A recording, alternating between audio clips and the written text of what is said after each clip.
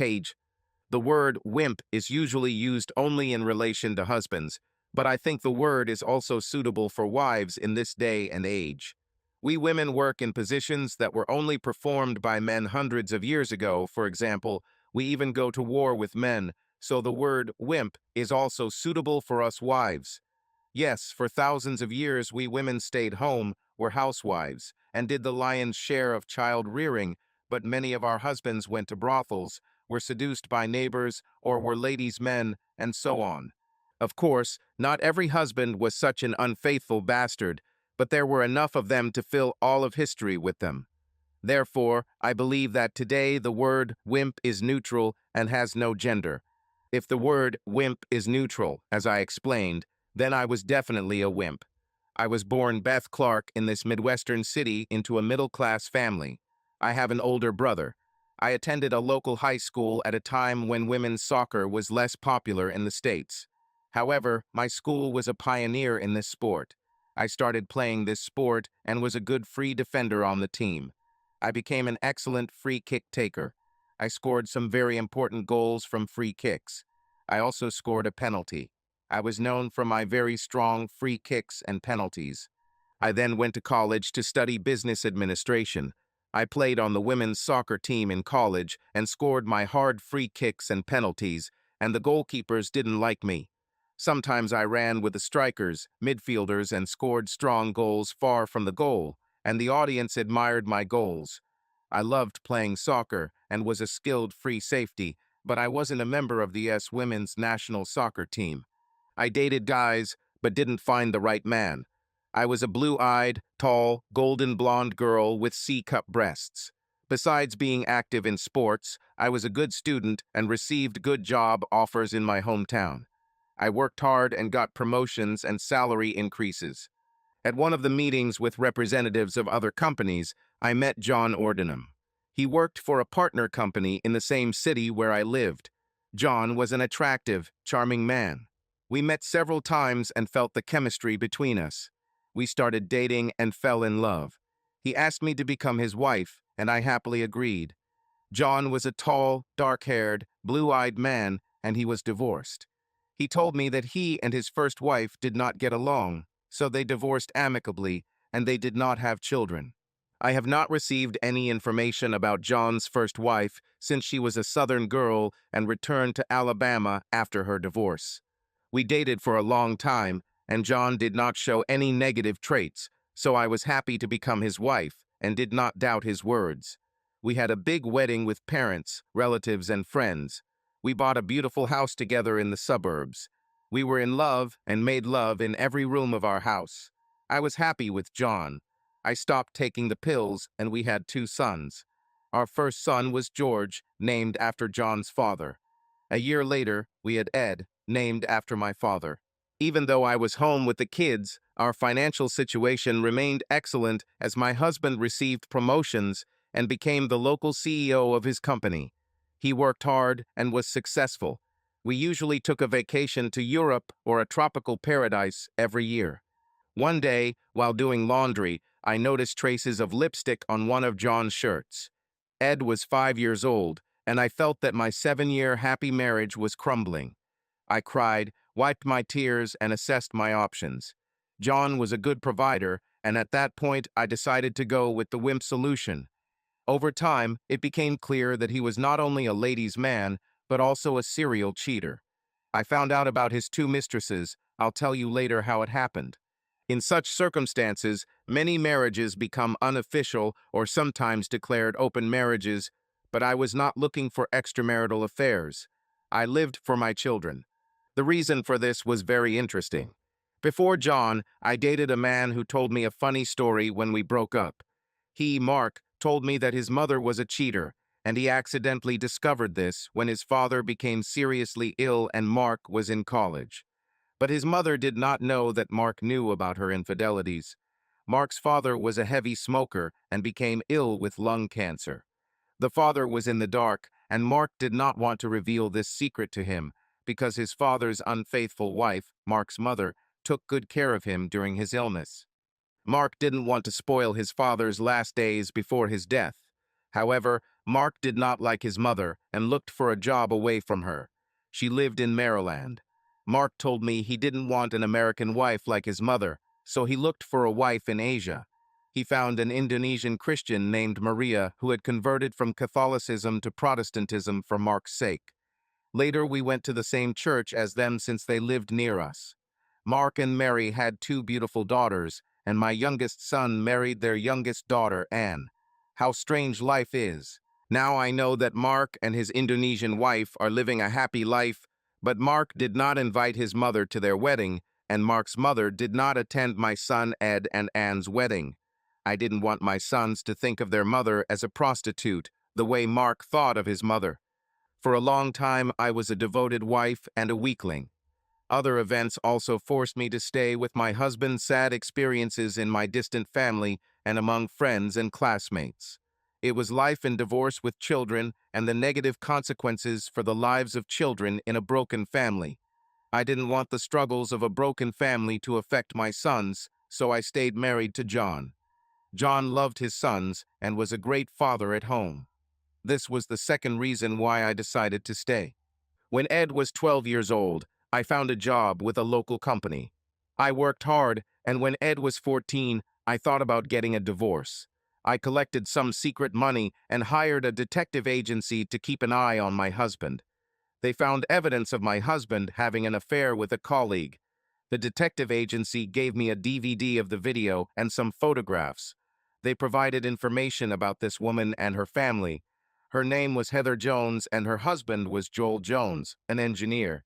They had two daughters. The youngest was the same age as Ed. I received photographs of my husband and children. However, during this time, George was having problems with his friends in high school, and I had to fight with George to prevent his life from getting worse. If I started a divorce, George would become a bad person. I thought about it several times. John ended his relationship with Heather and fought for George. When George went to college, John found himself a new lover. I conducted an investigation with the help of the same detective agency in the spring that I used earlier. I had videos and photos on a flash drive and DVD. George went to college and wanted to become a lawyer. Ed was starting his senior year of high school when my boss offered me a week's training in Calgary, Canada, in September. I had a trip to Banff scheduled for Tuesday as part of my communications training, and I was really interested in the Rocky Mountains before winter. I went to the airport by taxi and flew to Calgary, Alberta on Saturday morning. Training began at the hotel on Sunday morning. Second weekling. Joel. I'm Joel Jones. I was the younger brother in the family. My sister was 8 years older, and my brother was 10 years older than me. My father was a laborer who worked with heavy equipment at a car junkyard. My mother worked as a cashier at a supermarket. She started working when I was 12 years old. As a child, life was not easy for us. Our parents had to count every penny, but when my sister and brother left, life became easier. My brother was a good welder, and my sister worked as a salesperson in a store. I did well in high school, did well in math, physics, chemistry, information technology, and got a job with my dad's boss over the summer. During the summer, I worked at a car salvage yard for a month for pocket money and learned how to use good auto accident parts.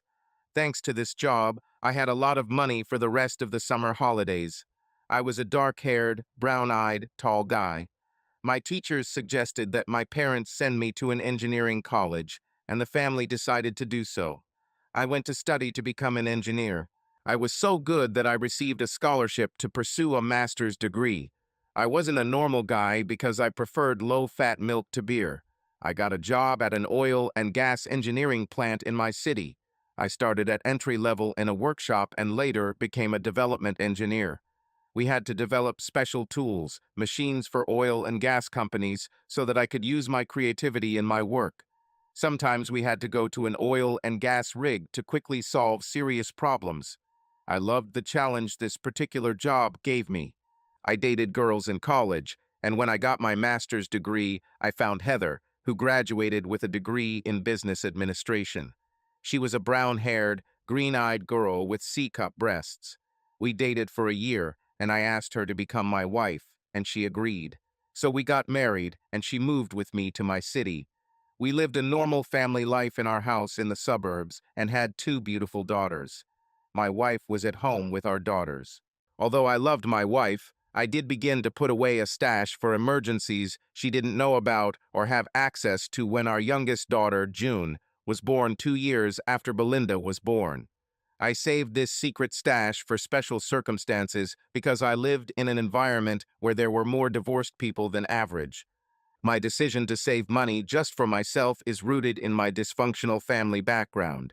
My parents lived a happy life, but their older children had a lot of troubles. My 10-year-old older brother cheated on his wife, but they made up. Then my brother cheated again, and my sister-in-law divorced him, leaving behind two children. She found a good man and married this man who was divorced from his cheating wife and had 3 children. His ex-wife lived with the aggressor, but one day she called the police in time and he was arrested. My brother remarried and they had 2 children. My brother was a serial traitor, so his second wife also divorced him. These children were again raised by their stepfather, but this stepfather did not marry the children's mother in order to receive child support from my brother. My brother moved into a small apartment and paid child support for 4 children. He could only meet his children at my parents' house. My sister was also a fraud, but she got custody of 2 small children, married a good man, and they had a new child. My sister also cheated on her second husband, after which they reconciled, but when my sister cheated again, he divorced her. She was left alone and despicable by 2 ex-husbands who have not forgiven her. The 2 ex-husbands arranged a schedule where they would visit their children on alternating weekends, so my sister would be with either 1 child or 2 children on weekends. Because of this schedule, she could barely date. My friends had a similar situation with divorces, and among my relatives they were also clearly overrepresented. My best friend became addicted to gambling and his wife went to her parents, her brother's family, and her in-laws' parents on weekends to buy food for their children. We invited them over several times for Sundays with the kids and Heather cooked for them. His wife was fed up with her husband's gambling abuse, so she divorced him and went to work. Later, she found a divorced nice guy who had 3 children with his ex-wife. One of my friend's wives also cheated on him, and my friend divorced her with 2 small children. His ex got custody of the children, and he complained to me that he rarely gets to see his children. Among Heather's and my distant relatives were many divorced parents, and later among Heather's friends. Children everywhere, from near and far abroad, lamented their broken lives. I thought it was important to have a secret deposit in case of divorce or family emergency, so I saved 3% of my income. I thought I could surprise my wife with this money I found after 35 years of successful marriage. Heather was at home with June and Belinda. Sex was similar to other couples with children. We had it 3 times a week. We lived a happy life. I worked in a good company, was creative with good colleagues. I had 2 beautiful daughters and a loving wife. I was happy. When June turned 12, Heather went to work for a local company. She worked hard, sometimes even overtime, and praised her work. I heard about her boss, John Worden. Heather told me that her boss recommended a promotion because she was doing such a good job. I knew absolutely nothing about her. When June was 15, Heather took me to her company's Christmas party. My company and its office parties used to take place at the same time, but this year my company's Christmas party took place a week earlier. This was an exception because the following year the parties were held on the same day again. Heather drove me in her car. I think she thought I'd drink a little more, but she should have known that I prefer milk to beer, and that distilled spirits don't appeal to me at all. I took her to my company party, and she saw that I didn't drink much. We sat with a couple at a table. My husband worked in another department of my wife's company. We talked to them a little. When my wife went to the toilet, my colleague looked at me strangely. Later, I was introduced to John Ordenham, my wife's boss. He told us that he needed to go home early to his sick wife. She had a high fever due to the flu. We stayed a little longer. I had a stomach problem and had to go to the toilet. I was sitting on the toilet when 2 of my wife's male colleagues came to the toilet to pee. I heard one of them say to the other, "Interesting that Heather's ignorant husband and her ex-lover John met here. The affair has ended for 6 months. John will soon be looking for a new woman and will transfer Heather to another department, another replied. It would be funny if Heather worked with John's ex-lover, Martha Martinez, the first one said, and they laughed. Martha's husbands were as ignorant as Heather's husband is now. I don't want to give them such bad news, said the second speaker. Me too, said the first voice, and they laughed. They left the toilet. I was sitting on the toilet, crushed by bad news. I thought about killing John and Heather, but I knew that John had gone home to his sick wife, so I abandoned those thoughts. I didn't know how, but the idea came to me when I thought about the overrepresentation of divorced relatives, friends, and their children. I have decided to divorce Heather, but I will wait until June graduates from high school. I decided to become a wimp for 3.5 years. Naturally, if Heather had humiliated me, given me diseases, or been an asshole, I would have started the divorce before June's graduation. However, I thought about my secret reserve and was glad that I had acted so wisely. I returned to our table and told my wife that I was not feeling well and that I had to go home. I think Heather was also glad that we got home quickly. I didn't pretend to be in a bad state. Yes, true, but mostly because of Heather's discovered affair. She cuckolded me. I hated her with all my heart, and the love in my heart turned to hate. The next day, I started acting for the Oscars just for the sake of my daughters. Two of Heather's colleagues were right, and 2 months later Heather was transferred to this department, where John Worden's former lover Martha Martinez worked. Heather told me that she liked her new job in a different department, but she only had a bad relationship with Martha. She complained about Martha several times. I secretly laughed at her. At my workplace, I was having lunch with a colleague from the IT department. Michael Johnson had a second wife and 3 children, and they lived a happy life. We discussed cheating wives. He told me that his first wife was a cheater, and he was lucky because he discovered her cheating before she gave birth. He used secret video cameras, bugs, sent videos to her parents, relatives, friends, acquaintances, and also published these videos on portals. He told me that his ex-wife had found a serious relationship, and they were planning a wedding when he sent a video letter to her fiancé. The wedding was canceled. The ex-fiancé of his ex-wife thanked his colleague for the video and letter.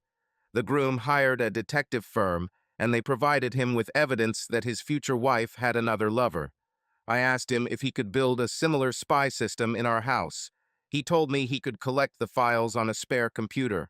I could view it with a password, but I had to delete old files. I praised my secret money idea because the activity was financially invisible. While my wife was working and my daughters were in high school, a coworker and I asked for one day off and built video and other error detection systems in our home. I checked the file monthly and deleted old files. Belinda was in college and June was in her senior year of high school when I discovered something about a secret spy system. At that time, I was working on an oil rig to solve a complex problem, and I also had to work on weekends. The spy files showed that while I was away, Heather cheated on me. June almost caught them. The guy had to jump out the window. I discovered the activity during my monthly file check in early September. The next day, Wednesday, I had to go to Calgary. Alberta, Canada, is the center of the oil and gas industry, and I had to meet with our partner from the oil and gas company to solve some problems. In addition to this business trip, my boss sent me to a special symposium. The environmental problem has become a strong incentive for the development of new mining methods. The new method involved using drilling tools to extract metallic ore compounds from the depths. Typically, the mining industry builds shafts and tunnels and workers extract ore and coal using mining machines from deep within.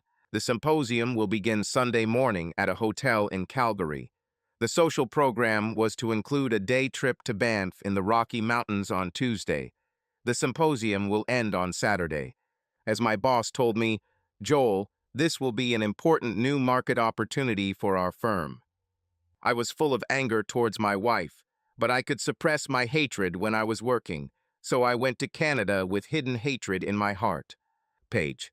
I was flying to Calgary, Canada, and thinking about my life.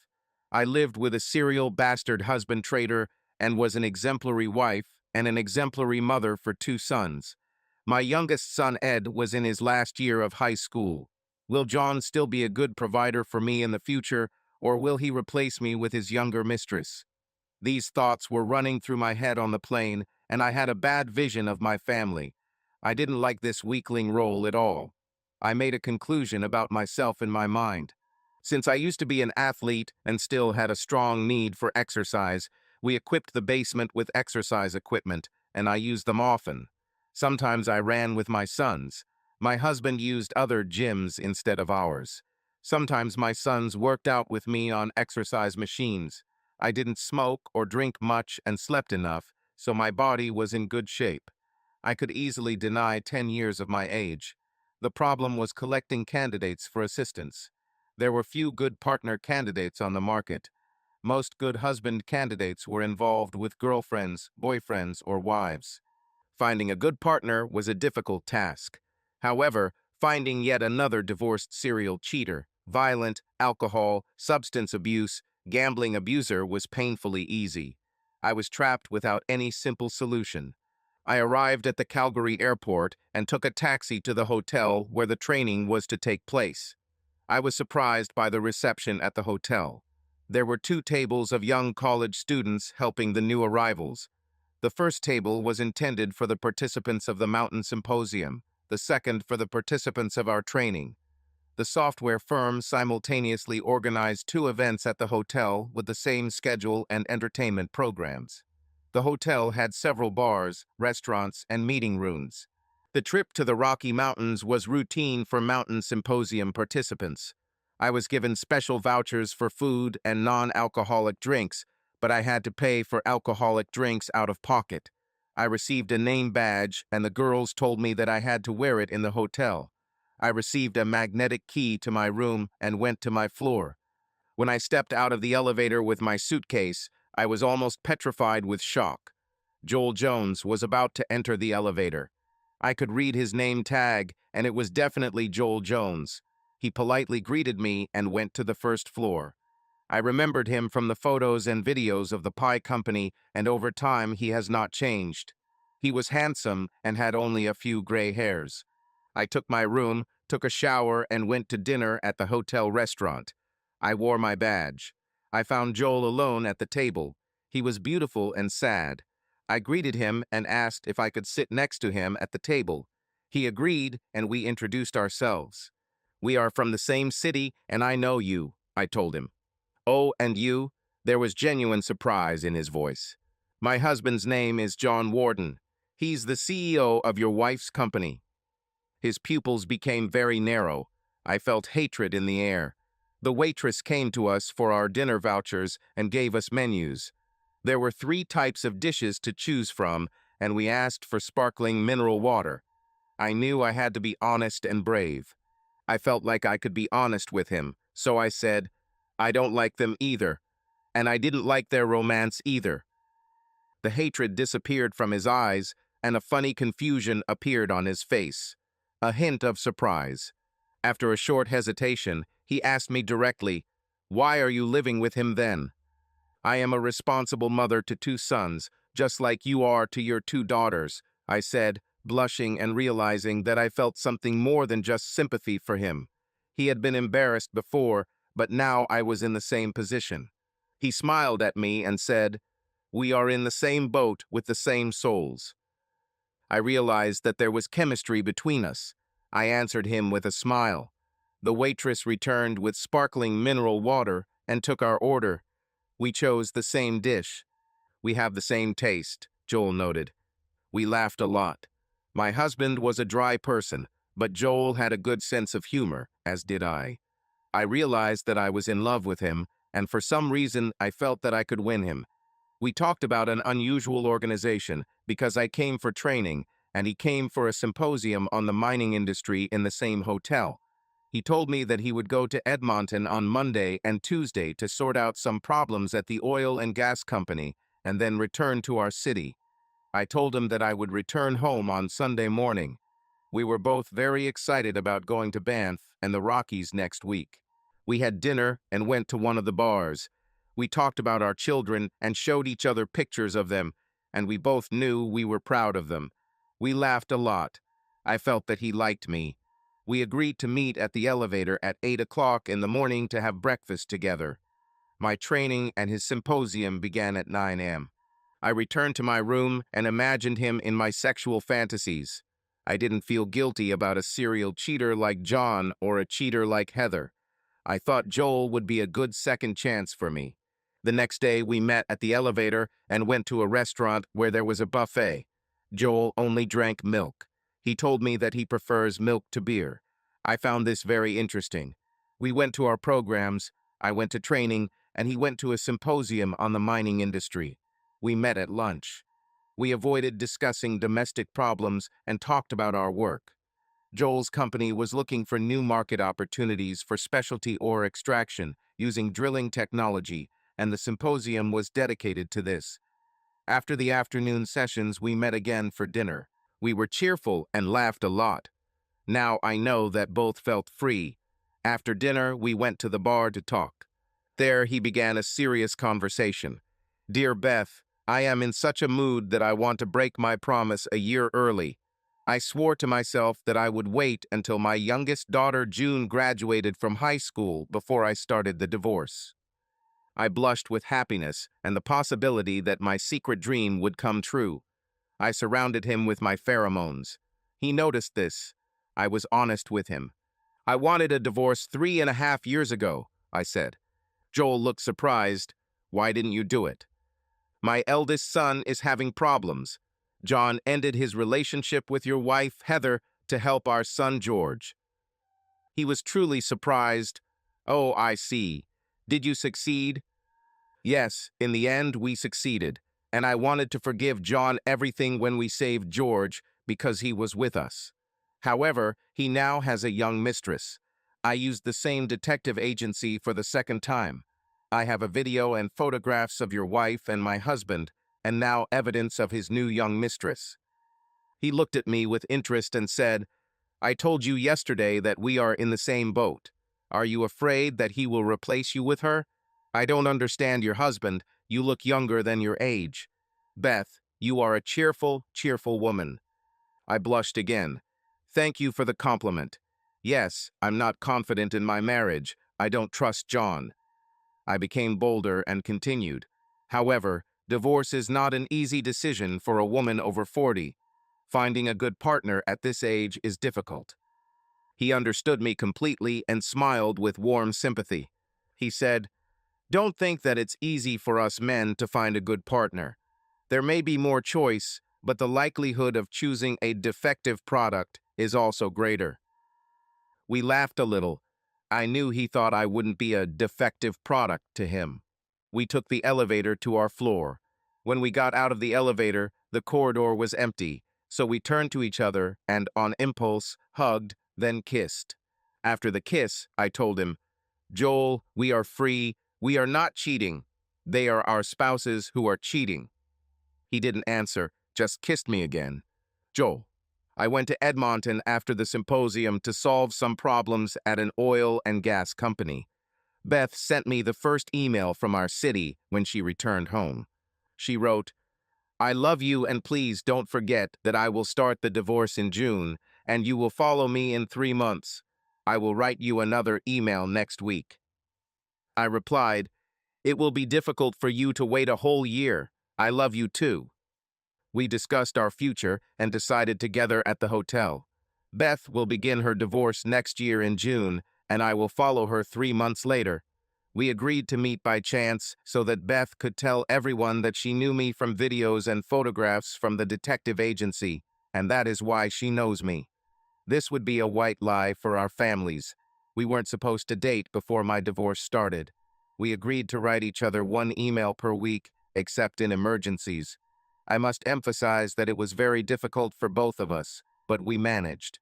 The symposium was a great success for our company because a Finnish mining company wanted to use our machines and tools for nickel mining. They developed a special mining technique that uses bacteria to extract nickel from the ore, and drilling tools were required to extract the nickel solution from the depths. I traveled to Finland several times to set up our machines and tools. This nickel production was a financial success for both our partner and our company. I was coming home from my daughter and using Heather as a free girlfriend. I considered her a woman of easy virtue in my mind.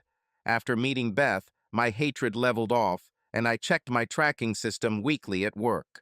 But Heather didn't take any more lovers to our house after the guy next door.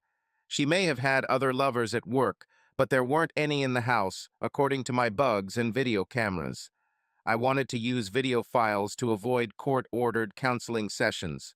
I wrote to Beth in an email that I was thinking about buying a tape measure so I could cut off an inch every day until the divorce started. She replied that she had laughed at my idea for a long time. I was glad to find a woman with such a good sense of humor as Beth. Heather had no sense of humor. While Belinda was in college to become a math teacher, my youngest daughter, June, wanted to become a nurse, so she was also going to college. When she graduated from high school, I went to her graduation with Heather. Beth sent me the most important email after her son's graduation, writing, "I gave John the divorce papers, and he was happy about it. He said he would have given me the divorce papers himself if Ed had gone to college. That damn bastard. I was right about him. I rented a 2-room apartment. Thank you for waiting for me. You will be with me soon. I love you." Meanwhile, in college, Belinda found herself a guy for a serious relationship from our city. He was a brash and loud guy. I didn't like him, but I didn't express my opinion to Belinda, who thought she had found the right man. Beth and I planned for a 3-month delay, but how those 3 months turned into 2.5, I'll tell you now. Belinda often brought Jack to our house, but sometimes they went to Jack's parents. When he was with us, he acted very impudently with me. I was tolerant of him for the sake of my daughter. Heather liked him. The last 2 months passed slowly before I finally went to see a divorce lawyer. Beth and I chose different lawyers to avoid any connection between us. The lawyer told me that he would be ready with the documents within 2 weeks. I could start the divorce whenever I wanted. I wrote this to Beth. She replied that she had found an apartment for me 3 buildings away from hers, and there was a supermarket between them. She wrote that we could meet there, by chance, after my divorce began. I used the secret money and rented the recommended apartment for 4 months and moved some of my personal belongings there. Soon after, I had to go to Finland for a week to sort out some problems. When I got back and went to work, I checked my tracking system as usual. I wanted to delete the files, but I almost fell out of my chair when I looked more closely at the video files.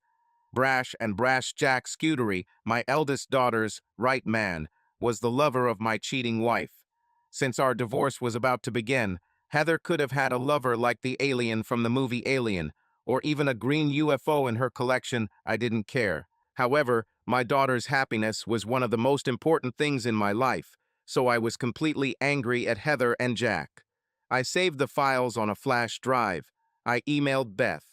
I knew she checked her email several times a day in case of an emergency in the last few days. I was right, and she quickly responded, "Joel, you need to speed up the divorce process. You should move into your apartment tomorrow. You should invite your daughters to your apartment for a movie night. You have enough room for 3 of you for the week before college starts. Good luck. I love you." I called my lawyer from work and asked for divorce papers on Friday. I asked my boss for the next day off due to family issues. When Heather left for work, I moved many of my personal belongings into the apartment. My daughters left home before Heather, so they didn't suspect anything. I called them at lunchtime and told them to meet me at the building where my apartment was. We went up to the apartment. They understood that I wanted a divorce, but they were shocked, sad, and silent. We sat in front of my laptop, and I inserted the flash drive into the laptop. Belinda asked me, "Dad, what do you want to show us?" I responded with a question. "Have you ever watched an adult video?" "Dad, we live in the 21st century," my daughters answered together. "These films will be very funny with interesting actors," I said. Belinda began to understand something, but June was still a little puzzled. I started playing the video. My 2 daughters flared with anger. First Belinda, Then June began to cry loudly when they saw the betrayal. "Dad, who are these people? I don't have a mother anymore, and I don't have a boyfriend." Belinda sobbed. "Dad, we are with you," June said in a crying voice. "I don't want to live with my mother. I don't have a mother anymore," Belinda said. June then added, still crying, "Dad, I want to live with you until I go to nursing college. I'm not coming back to our house." "Are we staying here with you?" Belinda asked. "We need to go home to get your most important things before she gets home from work," I told them. So we brought many of my daughter's personal belongings in mine and Belinda's cars. We put everything in a pile in my apartment. Belinda called Jack later. I heard her say, "Dear bastard, I wish you pleasure with your cougar. Go to hell." She then ended the call. When Heather got home, she tried to call June, Belinda, and me, but we didn't answer. The next day she tried again, but when she received the divorce papers and stopped calling, she understood everything. I think Jack Scuderi told her too. My daughters told me they would never speak to their mother again. They only love me. I was proud of my daughters, and every night when I went to bed, I secretly cried a little with pride and tenderness. I wrote to Beth about everything, but without my daughters noticing. Beth wrote that her sons suspected something about John's mistress because they told her they preferred her to their father. The following week, I checked the tracking system and found that Heather had been crying at home all day after returning from work. My daughters and I did not feel any regret for her. Jack Scuderi no longer appeared on videotape. Later, while she was at work, I retrieved some of my personal belongings from the house, and Michael Johnson and I dismantled the surveillance system. Beth wrote that she had seen me several times with my daughters, but did not want to bother us. When our children and Beth's sons headed off to college, Beth and I met, by chance, in front of a local supermarket, as we had agreed by email. We hugged, smiling, and kissed. Page. I divorced my bastard husband first so he could marry his 21-year younger mistress. My sons were at their wedding and said it was very strange for them. We started our life together even though Joel was not yet divorced. Sex was very interesting for us because Joel was using his wife, but now he was making love. We sometimes got confused in our selflessness, but our sense of humor solved all the awkward situations. Heather didn't fight for a dead horse, for her dead marriage, so 3 months after my divorce, Joel became free and asked me to become his wife. Without hesitation, I said yes. I got good money from the divorce, and John paid off 50% of the share of our house. Joel and Heather sold their house and split everything equally. We were able to buy a beautiful new house, and we had a gym in the basement. We organized a big wedding. My parents were there. My father walked me down the aisle to Joel at our church. Joel's parents were very old, but they attended our wedding. Our children were there too, and all four said they were happy for us. Our friends and relatives were there too. My sons immediately fell in love with Joel, and Joel's daughters found me very cute. Joel's daughters did not speak to their mother at all. We went to Kenya on our honeymoon. We were on the Indian Ocean coast and took part in several-day safaris. We admired the magnificent African animals. When we got home, I told my husband that I wanted to give him 3 unexpected surprises. I read that Down syndrome can be detected through a blood test and told Joel about it. While I was waiting for Joel alone, I read a lot of interesting things on the internet. Among other things, I noted the scientific results of a blood test for Down syndrome. I told him that we could try to have a child together with this new scientific opportunity. He was surprised at first, but supported me, and we began producing a child. I took prenatal vitamins and avoided the liver. The first test at the 10th week showed that the embryo had Down syndrome, and a repeat test at the 11th week confirmed the result of the first. The doctors said that I needed to get rid of the pregnancy. We were depressed, but the doctors explained that the likelihood of Down syndrome is the same for a certain age group and does not depend on the number of pregnancies. So they said we could try again after a short break. We waited a little and started making a baby again. This time both tests were negative, and we had twins from 2 eggs, a girl, Wendy, and a boy, Eric. We laughed a lot later that Joel had only daughters, and I only had sons, but we had a common son and a common daughter. We made love often during my pregnancy. When labor began, the doctors did not take any risks, and I gave birth to twins by cesarean section. A few weeks before my husband's birthday, I told him I wanted to give him a second surprise. He was confused. I told him that he should take samples from our children and himself for a DNA test. He said it wasn't necessary. I said that this was my second surprise, and he laughed and went into the laboratory.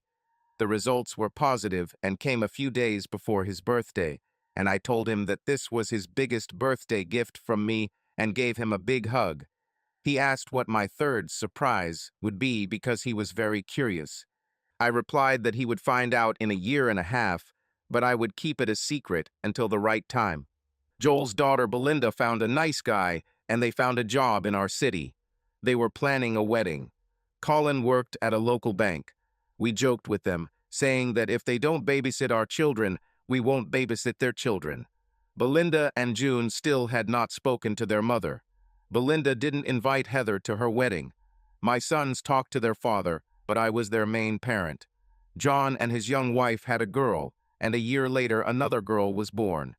Ed wanted to become an architect and studied hard in college. When he graduated from college, he met my old friend's daughter. Anne was a beautiful European woman. We had a big wedding that year. John was there with his new wife, but Joel and I successfully avoided them. Joel and I, John and Anne's father, Mark, paid for the wedding together. The holiday company organized the ceremony and dealt well with the problem of divorcees. Ed got a job at a local firm. June graduated from nursing college, and she and George fell in love. George got a good job in our city. Joel and I laughed a lot when George and June told us about their wedding plans. Our families will be linked to each other twice. We jokingly told the other two couples the same thing we told Belinda and her husband about babysitters. They all agreed, smiling. We were happy to have 4 grown children with a good sense of humor. George and June's wedding was a fun event. John and his young wife Nancy were there, and although Joel and I were polite to them, we tried to avoid them. John paid half the cost of the wedding, so they had the right to be there. However, George and June, like us, tried to communicate with them as little as possible. Joel and I told our 4 children about Heather and John's affair. I showed them my evidence from the detective agency. This evidence was a good cover. I told them that I knew Joel from videos and photographs from the detective agency, so he was not a stranger to me at the chance meeting in the supermarket. My older sons and Joel's daughters found out that John and Heather were serial cheaters. We successfully hid our meeting in Calgary from others. Moreover, even George and June did not know our secret, despite the fact that they lived together. June told us that, like her sister, she did not want to meet her mother. We later found out that John gave the wedding photos to Heather at work, so she got information about us. Before the new child production, I carried out my last surprise against my new husband. Before I start talking about this, I must discuss the nature of happiness. The first happiness is an easily found thing. It arrives like a daily scheduled train, and we are glad when it arrives. We tend to think of a transport disaster when it does not arrive. Yes, the first happiness usually happens when we are young, and we are all looking for the one. The second happiness is of a different kind. It must be fought for, and therefore it is more valuable than the first. We also protect it better. The intensity of love decreases over time in a marriage, and after a certain period it settles at a level and remains there. This level may be higher or lower in different marriages. However, marriage can either be a routine practice or, if you make it so, an interesting challenge. As Joel and I started our new lives, our love grew. There were no secrets in our family, and everyone knew about the infidelities of our former spouses. We strived to make our marriage unique, happy, and based on mutual trust and support. Joel and I had twins, Wendy and Eric, who filled our home with laughter and joy. Joel was a wonderful father, and his love for his children only intensified my feelings for him. We supported each other in all endeavors and never allowed the past to influence our present and future. Our older children, Belinda, June, George, and Ed, also found their own paths in life. Belinda married Colin, and June and George prepared for their wedding. Joel and I celebrated our children's successes, were proud of their achievements, and were always there to support them in difficult times. Our family evenings were filled with warmth and joy. We often got together, discussed the past day, and made plans for the future. Joel always made time for his children, and his care and love made him a wonderful father. We strived to create an environment for our children where they could feel safe and confident in our support. Every year we have new family traditions. Every Christmas we went to the skating rink to go ice skating as a family. It became our special time where we could enjoy each other's company and create unforgettable memories. In the summer, we had outdoor picnics where the kids could run and play, and Joel and I enjoyed the peace and quiet. Our home was always open to friends and relatives. We loved having parties where everyone could have fun and relax.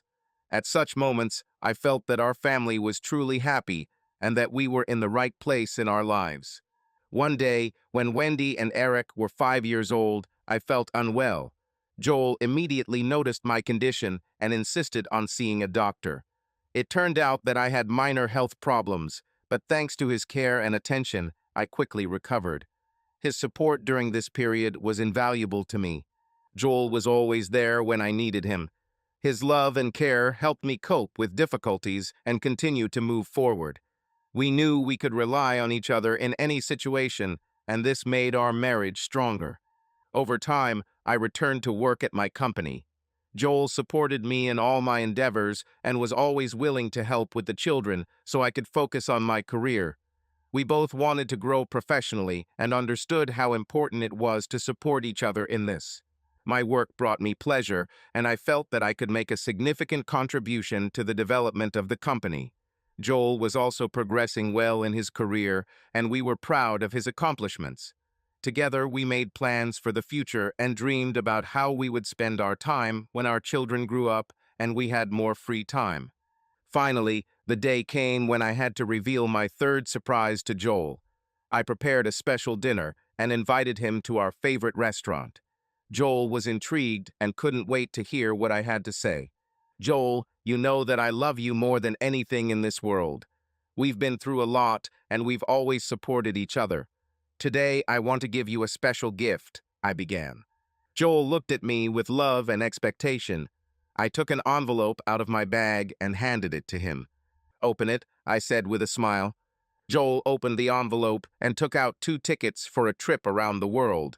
His eyes lit up with joy and surprise. "This is my third surprise for you. I want us to go on this journey together to see the world and create new unforgettable memories," I said. Joel was shocked and touched. He hugged me and said, "Beth, you are an amazing woman. I am so happy that we are together. This journey will be the beginning of a new stage in our lives."